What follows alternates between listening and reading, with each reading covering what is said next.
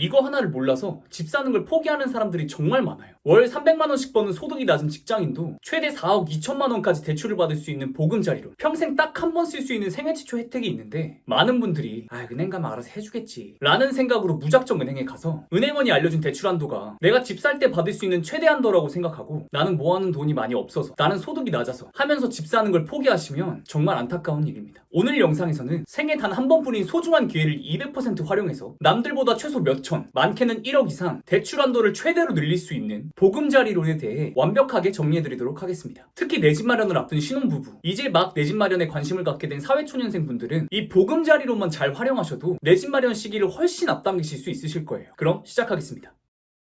우리가 집을 살 때 받는 대출을 주택담보대출이라고 하죠. 이 주택담보대출은 크게 정책대출과 일반대출 이렇게 두 가지로 나뉩니다. 오늘 이야기하는 보금자리론과 디딤돌 대출이 정책대출에 해당되고, 은행에서 취급하는 주택담보대출 상품은 일반대출이라고 생각하시면 돼요. 정책대출과 일반대출 여러 가지 차이점이 있지만 가장 큰 차이는 바로 DSR과 DTI 중 어떤 기준으로 한도를 정하냐예요. 결론부터 말씀을 드리면 일반대출은 DSR, 정책대출은 DTI를 기준으로 대출 한도가 정해집니다. DSR과 DTI 용어에 대한 자세한 설명은 이전 영상에서 확인하실 수 있으니 이번 영상에선 생략하고 그냥 이해하기 쉽게 설명드리면 DSR이 DTI보다 더 깐깐한 규정이라고 생각하시면 돼요. 즉 같은 소득이라면 DSR보다 DTI가 적용되었을 때 대출 한도가 더 높게 나올 수 있다는 뜻이에요.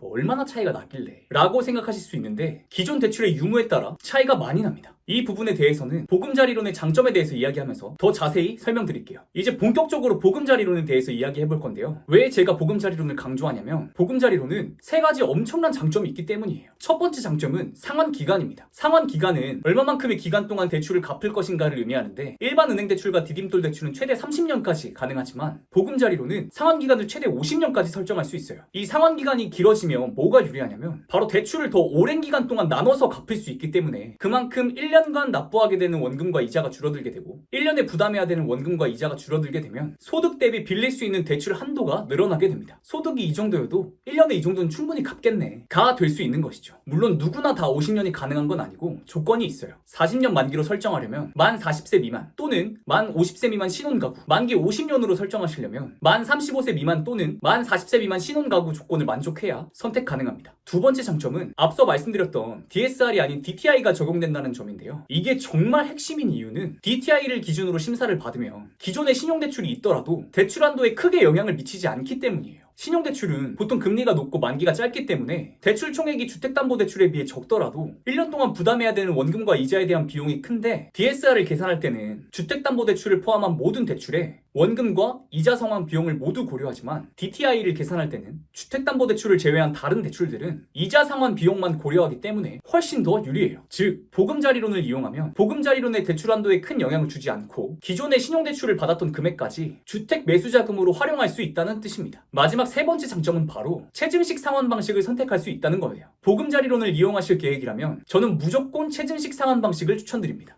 주택담보대출 상환 방식은 원금 균등, 원리금 균등, 체증식 이렇게 세 가지가 있는데요. 원금 균등은 말 그대로 매달 대출을 상환할 때 빌린 원금을 균등하게 갚아나가는 방식인데, 대출 초반에 상환해야 되는 원리금이 크지만 처음부터 원금을 많이 갚아나가면서 이자가 점점 줄어들게 되니까 나중에는 매달 갚아야 하는 원리금이 점점 줄어들게 됩니다. 한마디로 처음에는 많이 갚고 나중에는 적게 갚는 방식이라고 생각하시면 돼요. 원리금 균등은 매달 원금과 이자를 갚는 비용을 대출을 모두 상환할 때까지 동일하게 설정해서 상환하는 방식입니다. 원금 균등 방식에 비해 초반에 원리금 상환에 대한 비용 부담이 적고 매달 동일한 금액을 갚아 나가기 때문에 자금 계획을 세우실 때 더 편리하실 수 있어요. 체증식 상환 방식은 디딤돌 대출이나 보금자리론 같은 정책 대출에서만 선택할 수 있는 상환 방식인데요. 원금 균등이랑 반대라고 생각하시면 됩니다. 처음에는 원금은 최대한 적게 갚고 나중에 원금을 조금씩 더해서 상환하는 방식입니다. 즉 초반에 원금을 거의 갚지 않다 보니까 매달 상환해야 되는 원리금에 대한 부담이 가장 적어요. 물론 원금을 늦게 갚아 나가면 총 지불해야 되는 이자는 커져요. 그래서 체증식 상환 방식을 선택하면 그만큼 이자를 많이 내야 되니까 불리하다고 생각하실 수 있는데, 우리가 40년 동안 지금 산 이 집에만 살 것도 아니고 10년, 20년 안에 다른 집으로 이사를 가면서 대출을 다 갚을 것이기 때문에 40년 동안 총 납부해야 할 이자를 비교하는 건 사실 큰 의미가 없습니다. 무엇보다 인플레이션 때문에 지금 100만 원의 가치와 10년, 20년 뒤에 100만 원의 가치가 달라질 것이기 때문에 100만 원의 가치가 더 떨어졌을 미래에 갚는 것이 더 유리한 것이죠. 20년 전의 1,000원과 지금의 1,000원의 가치가 다른 것처럼요.